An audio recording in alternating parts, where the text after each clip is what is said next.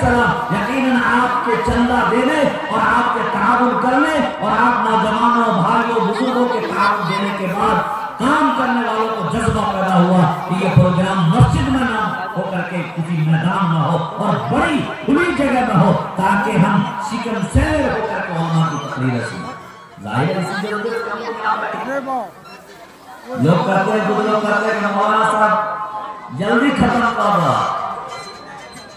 ये ठंडी रात से केना का बैठे, लेकिन इस कादिर ज़मान ने देखा खुदा पाक के कसम एक बेटे की बारात में, भतीजे की बारात में, भतीजा की बारात में और पोते की बारात में 11 बजे रात में बारात पहुंचती है और फिर उसके बाद कोई नहीं कहता बारात में रहने वाला कि मौलाना साहब देर हो गई है, नाश्ता वाला मरहला छोड़ दीजिए, जल्दी से चकमंगनी पढ़ लिया निकाह पढ़ा दीजिए ठंडी की रात। कोई नहीं कहता है कोई बच्चा जो मरहला सब कुछ तय होना है। इस सब की वजह यह है कि दीन से दूरी, लगाव की कमी, उलमा से मोहब्बत की कमी, इदारों से दूरी, इसी सब की वजह से ये सब हालात और इस तरह मिजाज पैदा हो गया। बहरहाल अल्लाह का शुक्र अदा कीजिए कि अल्लाह ताला ने आपके जज्बे को कबूल किया और आज का ये जलसा मुनक्किद हो रहा है। इंशाअल्लाह आखिर में आगे वक्त मशहूर ज़माना खतीब और इमारत शरिया की रूह जनाब हज़रत मौलाना मुफ्ती सोहराब नदवी कायदे वक्त है, उनका बयान हो रहा है, जिनकी तकरीर और जिनके खिताब और जिनकी तारीख लेने के लिए महीनों 2 महीना पहले लोग नंबर लगाते हैं। मैं आपको बताऊं, मेरे बड़े भाई साहब बम्बई में मदरसा चलाते हैं बच्चियों का, उस मदरसे में हज़रत मुफ्ती साहब का सालाना प्रोग्राम होता है। अभी 2 महीना के बाद प्रोग्राम होने वाला है, 1.5 महीना के बाद, और हमको लगता है कि 15-20 दिन 1 महीना पहले 1.5 महीना पहले मुफ्ती साहब से तारीख ले चुके हैं कि उस प्रोग्राम में जाना है। वैसी हस्ती आपके यहाँ आई है, आपके बिन बुलाए आई है, आपने खर्च नहीं किया है, ये तो आपकी मोहब्बत है। यकीनन अल्लाह आपकी मोहब्बत को सलामत रखे। मेरी माँ और बहनें, एक बड़ी तादाद हमारी माँ और बहनों की है, क्योंकि मेरा ताल्लुक दारुल क़ज़ा से है। वो दारुल क़ज़ा इमारत शरिया का एक बड़ा शोबा है जिसकी बुनियाद पर पूरे इलाके को फायदा पहुंचता है। क्या छोटा, क्या बड़ा, क्या गरीब, क्या अमीर, क्या अंसारी, क्या मंसूरी, क्या शैख, क्या राय, किसी भी बिरादरी की तकलीफ के बगैर दारुल क़ज़ा में अल्हम्दुलिल्लाह गुज़श्ता 15 साल से इकट्ठा दारुल क़ज़ा और पूरा इलाके में अपना एतमाद का सिक्का बिछाया है। और अल्हम्दुलिल्लाह एक चलता फिरता रिजवान अहमद इकट्ठा में रह करके चलता फिरता दारुल क़ज़ा बन चुका है। कोई वक्त की तहदीद नहीं है, कोई ज़ाब्ते की भी तहदीद नहीं है, ज़ाब्ते से ऊपर उठ करके, बल्कि मैं कहूँ तो आपको ताज्जुब होगा, एक दिन हफ्ते में जुमा का दिन आता है, लोग जानते हैं जुमा के दिन भी चैन और सुकून से इलाके के लोग रहने नहीं देते जिनको ये फायदा लोगों को पहुंच रहा है। एक सवाल होता है कि इमारत से इलाके को क्या फायदा है, मैं उसका जवाब दिया करता हूँ आपको, बहुत छोटा सा जवाब, जिस जवाब से हर किसी को इत्मीनान हो जाएगा। एक जवाब तो ये है, क्या लोगों बताओ इकट्ठा दारुल क़ज़ा से पूरा इलाका सैराब हुआ कि नहीं हुआ?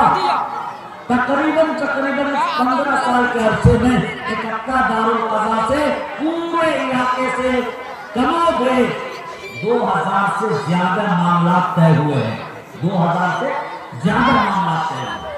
जाहिर है कि इतने बड़े मामला की तादाद अगर सरकारी कोर्ट और सरकारी कचहरियों की नजर होते तो करोड़ों रुपए इस उम्मत के खर्च हो चुके रहते और अब तक फैसला नहीं हुआ। एक बड़ा फायदा इमारत शरिया के बड़े फौरन से। दूसरा एक बड़ा फायदा, एक छोटी सी मिसाल देना चाहता हूँ, वो ये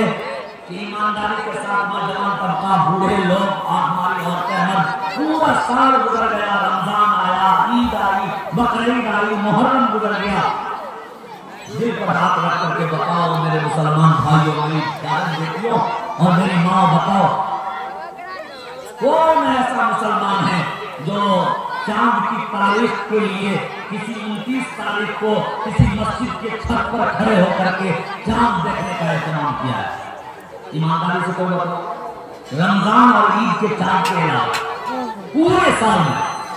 12 महीने होते ना, मुहर्रम से लेकर के जिलहिज्जा तक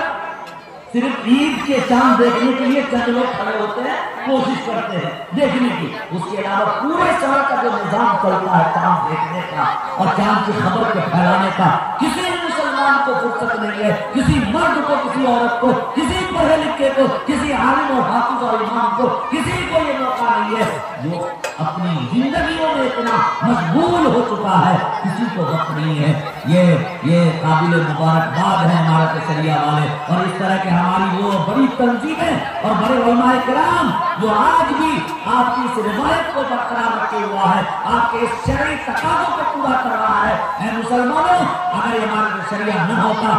نہ جانے ہم مسلمانوں کا کیا حال ہوتا۔ سرحد کے کنارے بسنے والے مسلمانوں،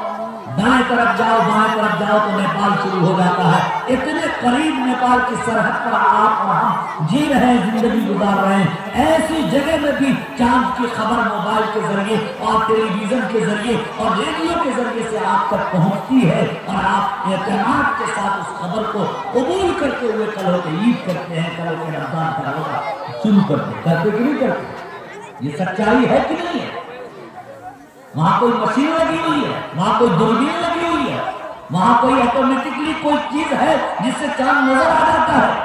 میں بتاؤں تو آپ کو تعجب ہوگا، جب بھی کسی عربی مہینے کی 25 سے 26 تاریخ ہوتی ہے، دارالقضاء امارت شریعہ کے مرکزی دفتر سے ایک اعلان نکلتا ہے، اور پورے بہار، اڑیسہ، جھارکھنڈ اور مغربی بنگال کے جہاں جہاں دارالقضاء قائم ہے، جہاں جہاں ان کے قضات ہیں، ان کے نام اطلاع جاتی ہے کہ آپ 29 تاریخ کو اپنے دارالقضاء کی جانب سے چاند دیکھنے کا اہتمام کریں، اور اگر چاند نظر آ جائے اس کی اطلاع آپ مرکزی دارالقضاء میں کریں، اور اگر نہیں بھی آئے تب بھی اطلاع کریں۔ الحمدللہ ثم الحمدللہ پورے دارالقضاء میں جہاں جہاں دارالقضاء قائم ہے 100 سے زیادہ جگہ تقریباً اس کا اہتمام کیا جاتا ہے، اور پھر اس کے ذریعے سے چاند کے ہونے اور نہ ہونے کی یقین کرتے ہوئے اور تصدیق کرتے ہوئے پورے بہار میں، اڑیسہ اور جھارکھنڈ میں، پورے ہندوستان میں اس خبر کو پھیلایا جاتا ہے۔